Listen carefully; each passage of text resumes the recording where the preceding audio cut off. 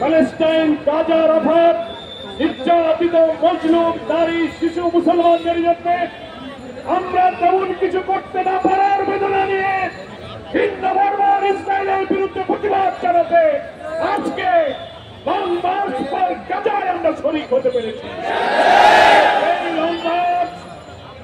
এই March for Gaza ইহুদিবাদী পরাশক্তি অস্থিত ইসরায়েলের বর্বরতম বিভীষিকাময় গণহত্যা, উপত্যকারী বিমান হামলার প্রতিবাদে আমাদের এই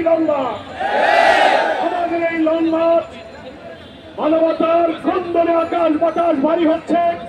সেই ফিলিস্তিনের নারী, শিশু, অসহায় মজলুমদের পক্ষে, ফিলিস্তিনি জনগণের মুক্তি সংগ্রামের পক্ষে সংহতি প্রকাশের এই সমাবেশ।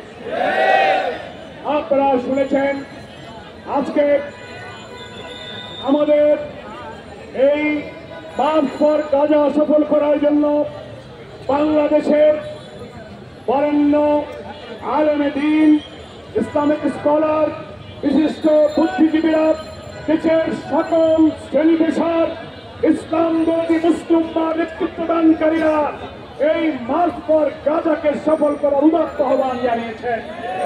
সেই ডাকে সাড়া দিয়ে বাংলাদেশ জামাত ইসলামীর সংগ্রামী আমির ডক্টর শফিকুর রহমান দেশবাসীকে মার্চ ফর গাজায় শরীক হওয়ার উদাত্ত আহ্বান জানিয়েছেন।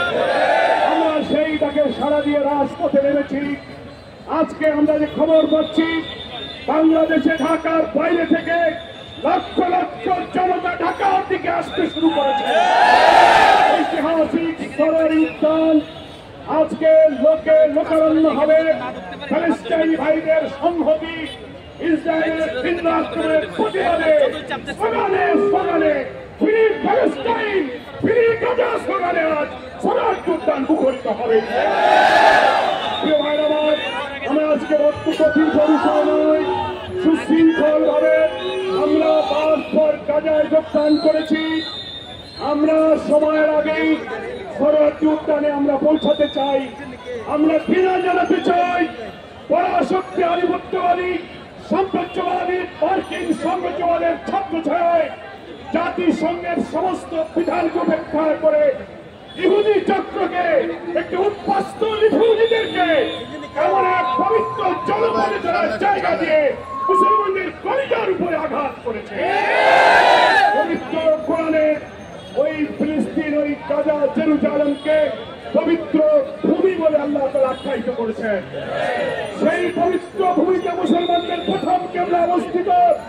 লক্ষ লক্ষ পয়গম্বরের পবিত্র স্মৃতি বিজড়িত জনপদ হচ্ছে ফিলিস্তিন। আমরা এর উপরে আঘাত, জেরুজালেমের উপরে আঘাত, মুকদ্দাসের উপরে আঘাত কোন মুসলিম উম্মাহ সহ্য করতে পারে না। তাই বাংলাদেশ জামাত ইসলামী এই মার্চ ফর গাজার প্রতি সংহতি জানিয়ে আজকের এই সমাবেশ সফল করার উদ্যোগ নিয়েছে।